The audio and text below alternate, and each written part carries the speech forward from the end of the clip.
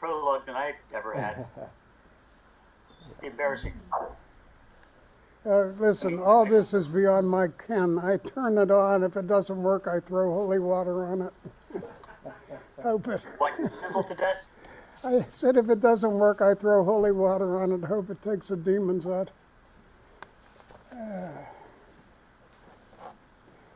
Where am I here?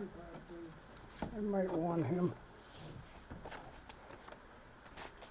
Chris Brown died in 2004, so there. Little coffee stain on the coffee. Trying to get out the gate with. We got a new dog. We ought to have my head examined. But the girls wanted one, so yeah, whatever. All right. You can't quite see the time, but it must be past. So we're gonna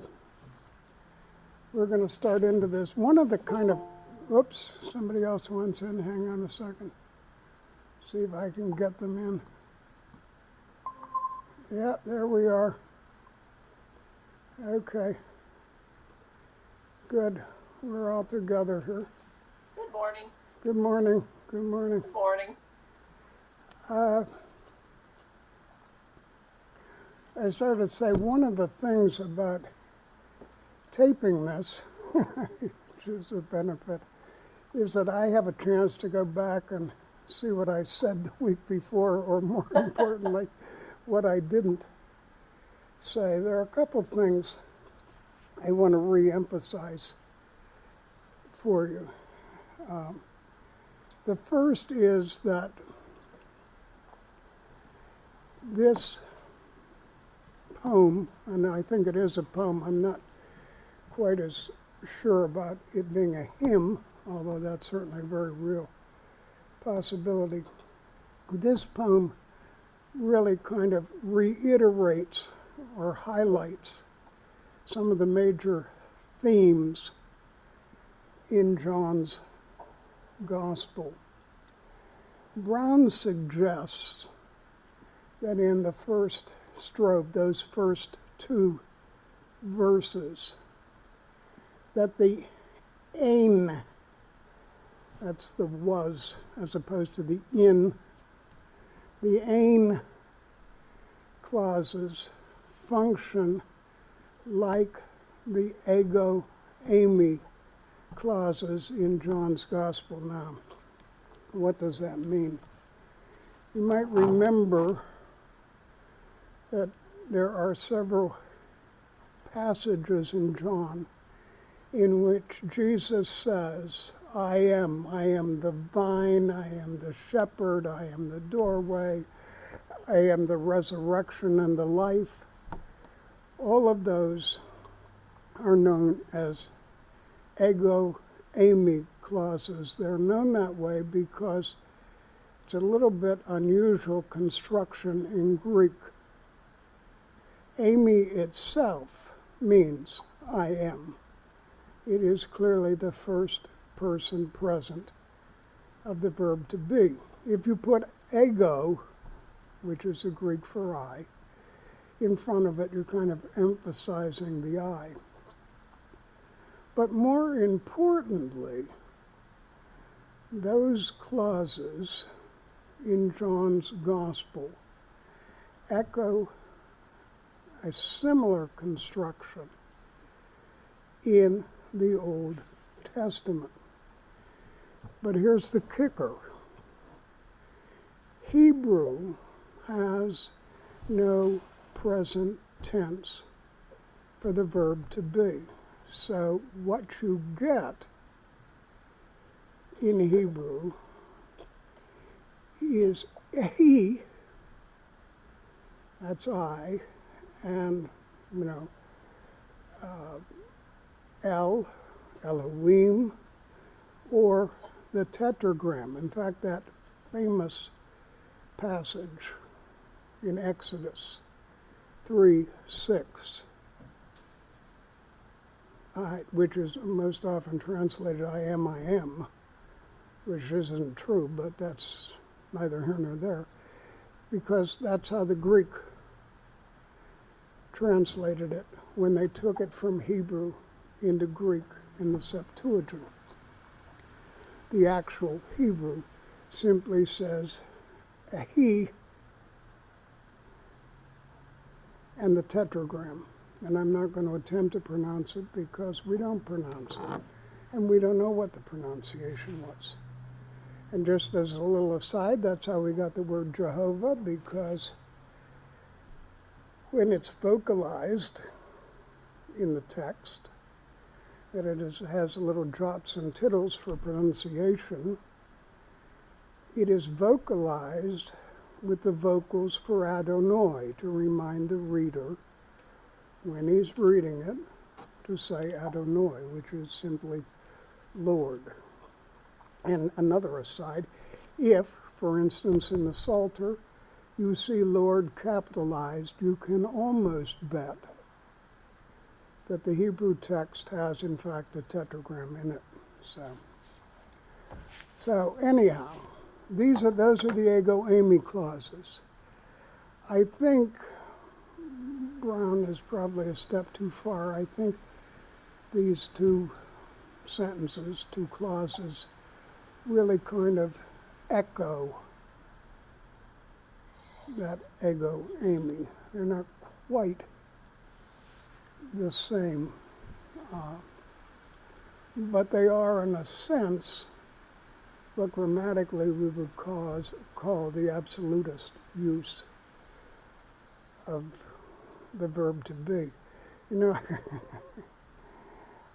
when I taught Greek, and particularly when I did much more tutoring than I ever did class teaching, I discovered very early on that even people with a college education did not have a very good grasp of English grammar, so it was difficult to do Greek grammar.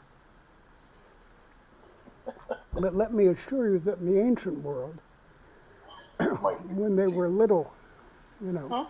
We might be on TV. Yeah, you are. But that's okay. It's not exactly TV, just a screen.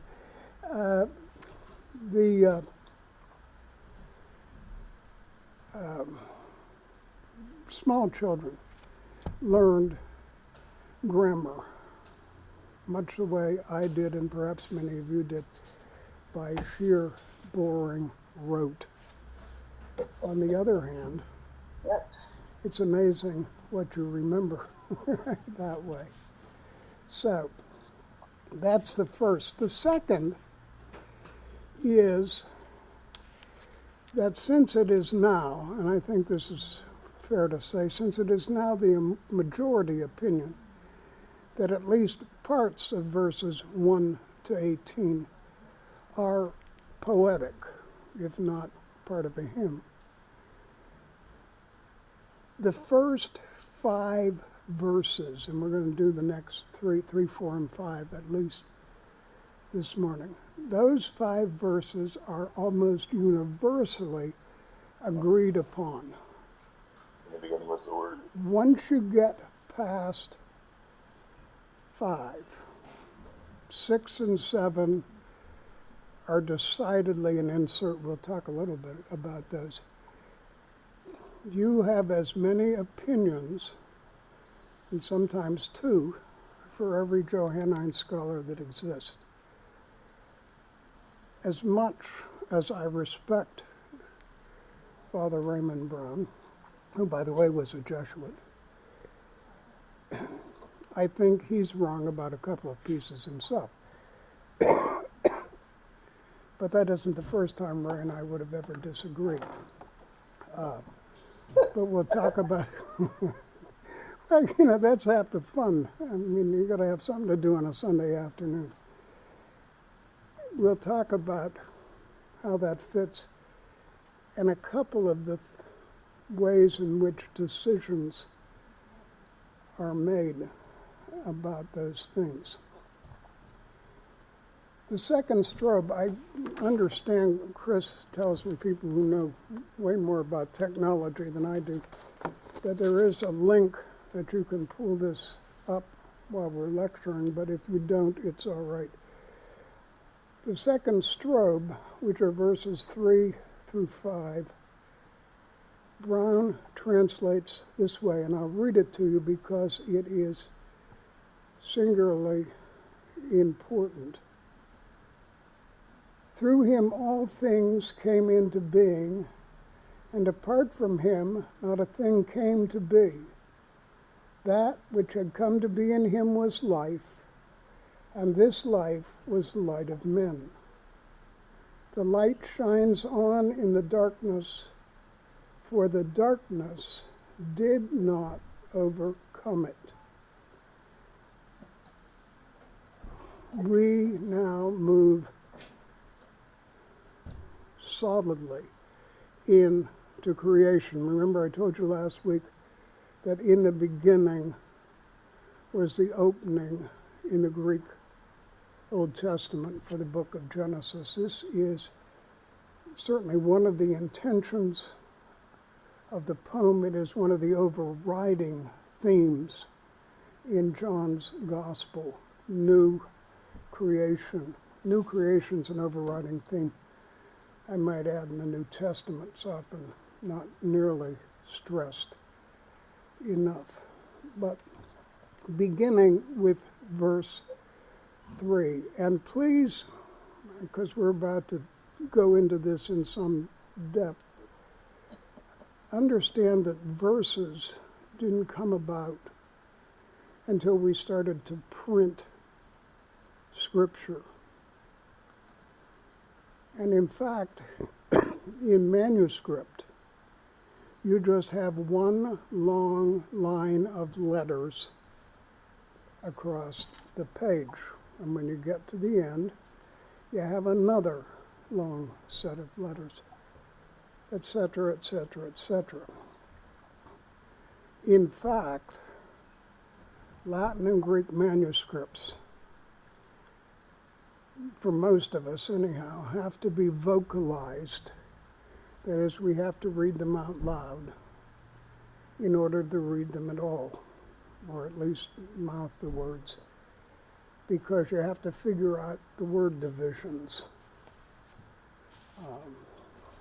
It's one of the reasons Greek used the in places we would never use it, simply so that you could very quickly tell you were at a new word. It used to be my tip to my students. If you memorize the declensions of the, you'll soon have a very easy way to tell case and number and all those things with nouns, because Greek uses it so much more frequently than we do.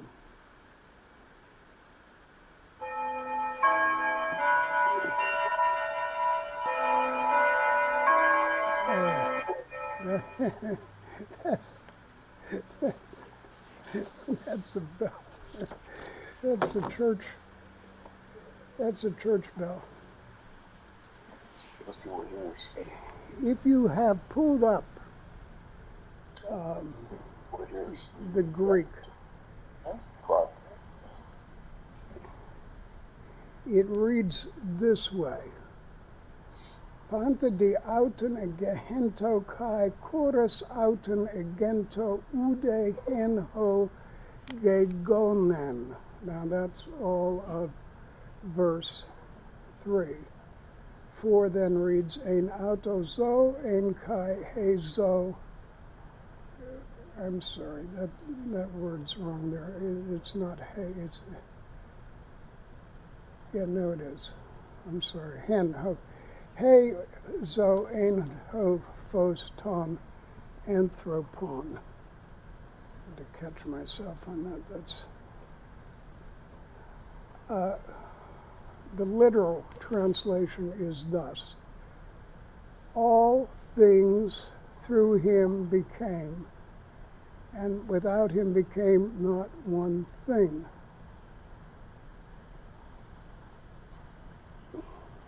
Brown, when he translated it, took these last 3 words, hein hogegonen,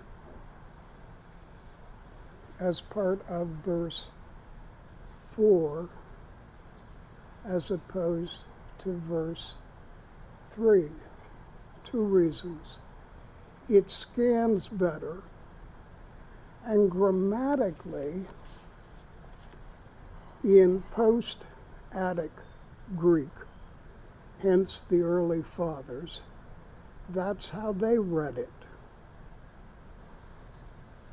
So if it's the scan, that is the number of syllables you need to make a poetic line, the kind of combination of long, short syllabication, besides which it wasn't until the Western Fathers that it got read the way in which we read it now. So, Brown's argument, again, rightly so, is that the first 2, a geneto, is a simple past tense. When you get to gegonen, it is, by the way, the same verb, but you have a Greek perfect. And the perfect in Greek is different than the perfect in English. It's why Jerome translated the perfect almost invariably with the past participle and the present tense of to be. The most famous line you know of comes from Corinthians, 7th chapter. I will never forget it. I failed it on an exam. You never forget those things. Just my mind went blank. But it is one you know, you hear every Sunday. Christ, our Passover, is sacrificed for us. It's from Paul's letter to the church of Corinth. It is a perfect tense. It has been used now, in fact, in the prayer book, gives the option of using the English perfect. And many of my evangelical low church friends do that. Grammatically, they're still wrong. I know why they do it theologically, but grammatically, Jerome was correct, because the perfect tense in Greek is an act completed in the past with continuing force. And the only way Jerome could figure out how to put that into Latin, and by the way, English, I might add, was to do what he did. So this is, gegogen is a past, or is a perfect tense as opposed to an aorist, which is a simple past tense. So that what you have is creation coming to be through and with the Word. And then the Word becoming life and light. Remember that this is a Johannine theme, that Jesus is the light and life of the world, lifted squarely from the canon within the canon, the Isaiah scriptures. The most quoted scriptures in the New Testament are from the prophet Isaiah. So, you have this sense in which whoever composed the poem, and then whoever edited it to this text. And by the way, we don't know exactly when any of this happened, but it happened within a 50-year time span. Another little aside. It took 1,000 years to write the Old Testament. The New Testament was written in 50 years, 5 decades, as opposed to 10 centuries. Think about it. Paul's earliest letter, which is taken usually to be the earliest writings of the New Testament, is 49 or 50, give or take. That's 1 Thessalonians. No matter how you date the Gospels, although when I first started in this business, in another millennium, John was dated far later than I think we would be prone to date it now. But no matter when you date it, you know the date for Mark is 70. If you believe those people who say Mark was first. And in some ways, by the way, it makes no difference. My objection to the primacy of Mark's gospel has nothing to do with the primacy of Mark's gospel per se. It's all the sandcastles that get built afterwards.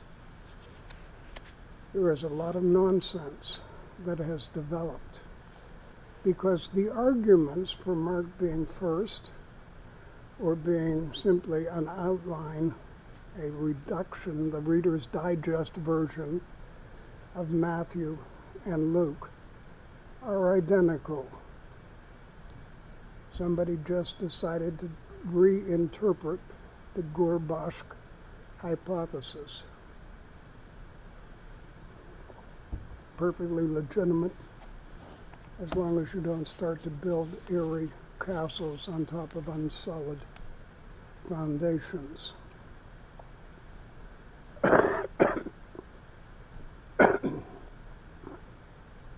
So, in my own opinion, and certainly in Dr. Brown's, the way in which he translates 3 and 4 is more in tune with the text as we have it.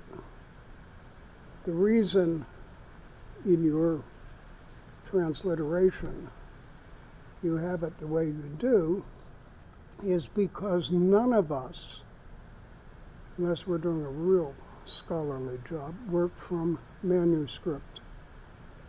I'm not sure I could anymore. It would be a chore. You know, most of us have. I have an annotated Greek text, which is really a composite. There are a group of scholars who have been for a very long time, and it kind of gets handed on, who weigh all of the available ancient texts, none of which are original. Nobody's working from an original copy. They just don't exist. When the translators of the beloved, authorized version said translated from the original tongues, they meant that, the original tongues. Nobody had the original text, and the text that they had really wasn't very good either. Since nobody accepts the Textus Receptus these days, I think probably except in some Bible college somewhere in the Midwest, but I'm not sure about that. I know the rest of us do not. I want to look with you at verse 5. The light shines on the darkness, for the darkness did not overcome it. I'm going to flip to the Greek so I have it in front of me. Kaitophos ein shotia phainahia kai he skotiata kate laban is the verb. It is, and Brown makes a big deal of this, and not necessarily incorrectly.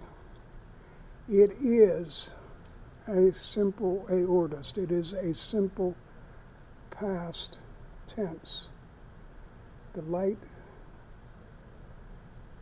and the darkness shines, and the darkness did not overtake it, did not extinguish it. There's catalogon is a catalogon is a difficult word to translate it, but it is most assuredly in this usage in the simple past tense. Why, says Brown, is that important? Because it refers to the fall.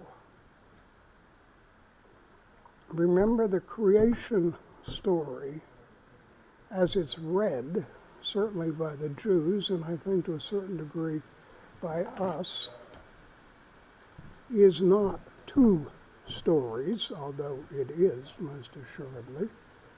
The second beginning at 2:4 in Genesis. But we read it as a continuous story from 1 through 3. God calling creation into existence by, and this is important for the poem, by his word. Dabar in the Hebrew has a force about it that the word in English simply doesn't. Well, first of all, dabar is a verb. And that's the first point. It's kind of like the New Testament word for faith, which in reality is, in its regular form, a verb, which means more to trust than to cognitively believe. And dabar is a word that indicates action. The Jews had an understanding about language that's sometimes hard to get across in English, but they believed to speak something was to make it happen. Even in Yiddish, if you gave that wonderful old curse, may you be born with a streetcar in your stomach, may the conductor go clang, clang, clang all day long, God forbid, because you had to cancel the evil. Words had true force, and God's word was almighty, and I mean that literally. When God spoke, things happened. It's interesting, this is just a little aside. You can vocalize those same letters as deber, and as an E instead of an A, and you get plague, which, considering the current, is interesting. I think the plague's having more effect than it probably, or power than it should. But it says something, too, about where the Jews, how they understood ontic evil to work. Anyway, if Brown is correct, and if this refers to the fall, it means, among other things, that man did not ever overcome the overriding will of God. The greatest heresy of modernity is individuality.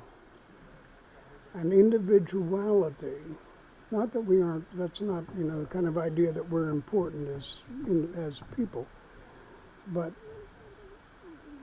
true individuality is based on an overriding belief in free will. I have and I will now give you my short homily on free will. Who decided to be born? And who is going to decide to die? Now, if you take out life and you take out death, I'll give you moral choice. But overriding free will is just a nonsense. It doesn't exist. It has never existed.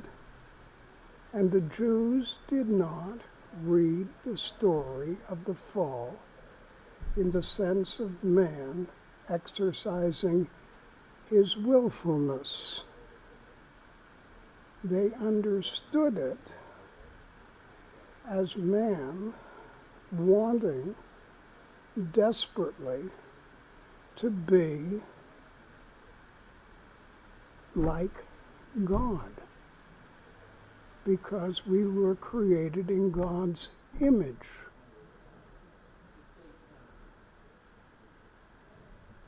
But man wanted to be God-like in power. We were created to be God-like in character. If there is anything, and we have to take the Johannine writer among the others at their word, there's anything to a pre-existent Christ,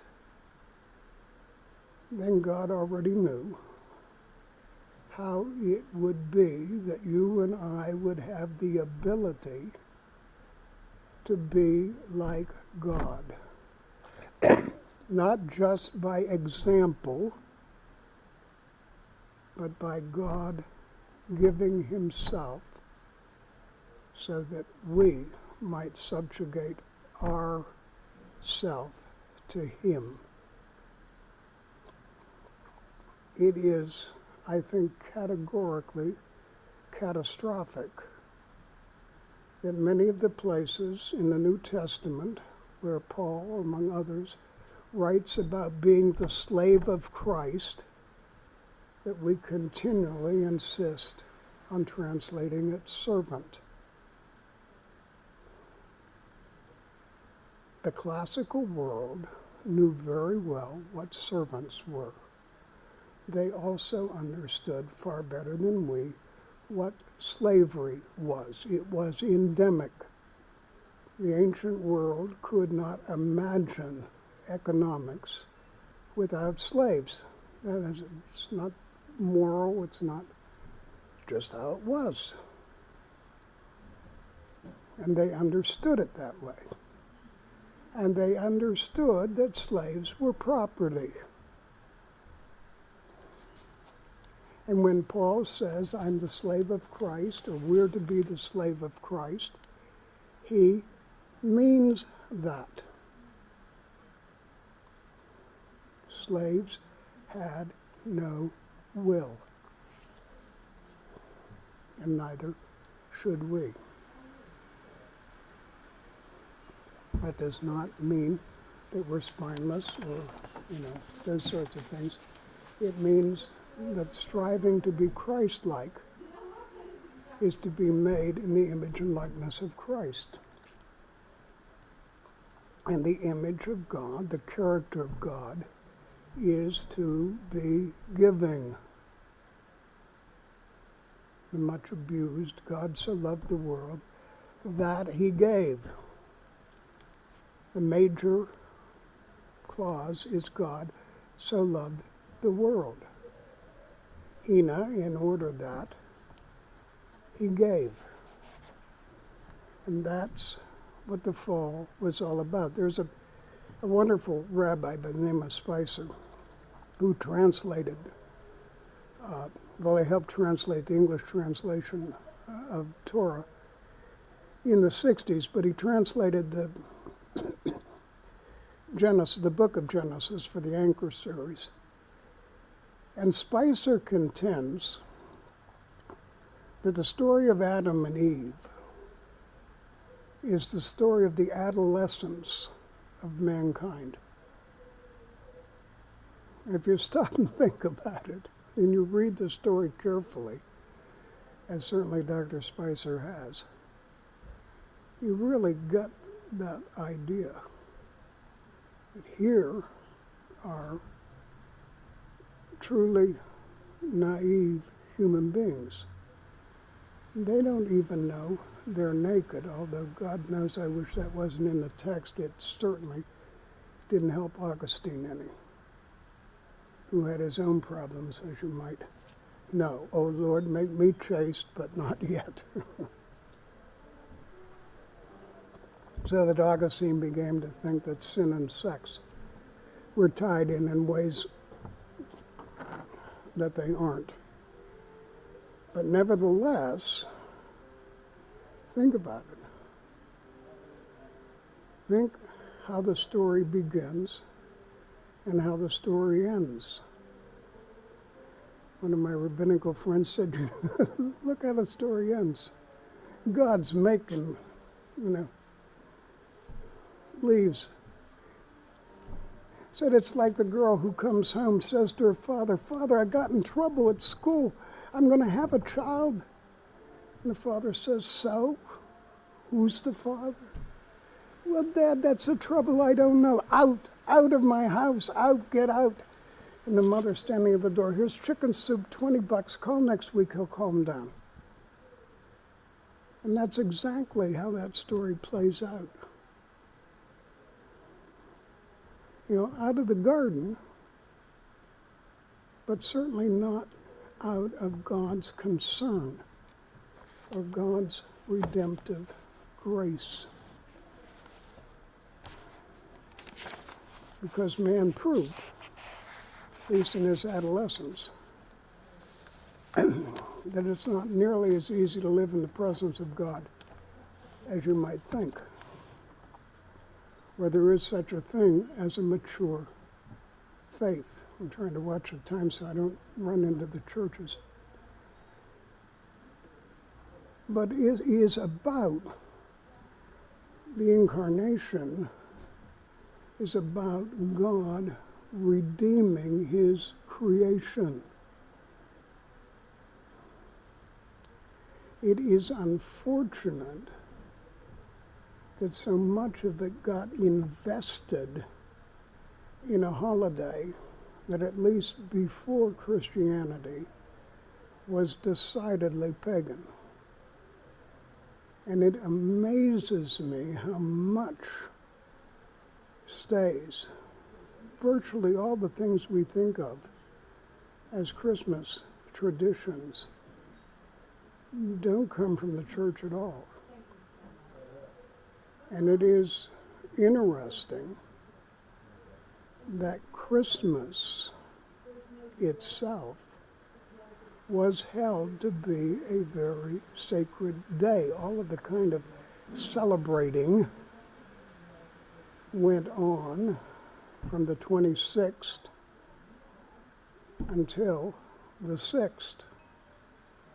The 12 days of Christmas were very real, and they were, ask the English Puritans, rather raucous. The English Puritans, as you may know, were against Christmas because there is nothing like an English celebration of that day. But the emphasis for the church on Christmas Day was the fact that Christ came to save the world. The incarnation, as you might recall from doing it with me as we did the Creed, was really about salvation. In the end, for us to understand God, we had to see God revealed like us, so we could understand what it is to be like God. And Brown catches all of that in this one kind of simple part.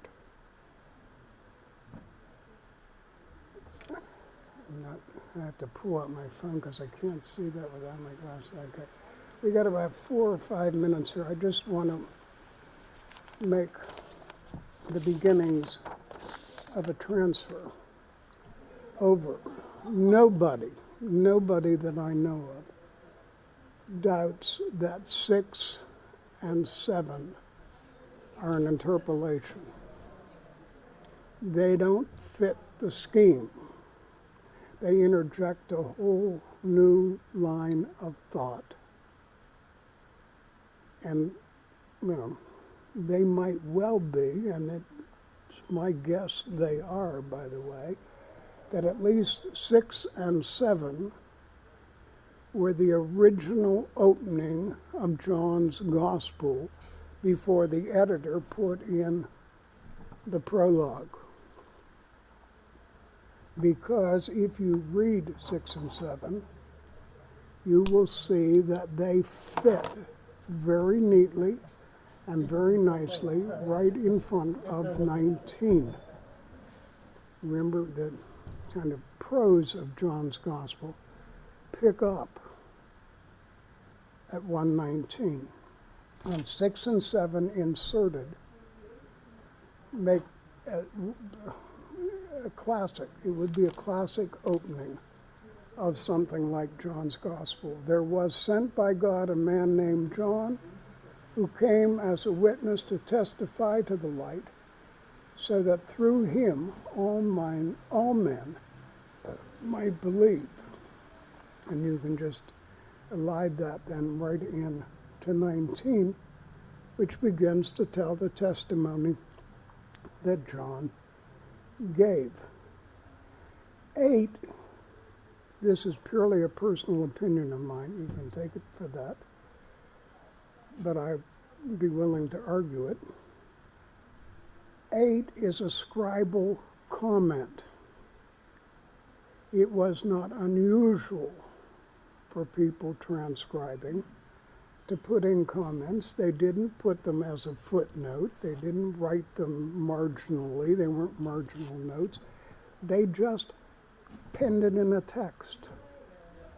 And then it stayed. And somebody else copied it and copied it and copied it.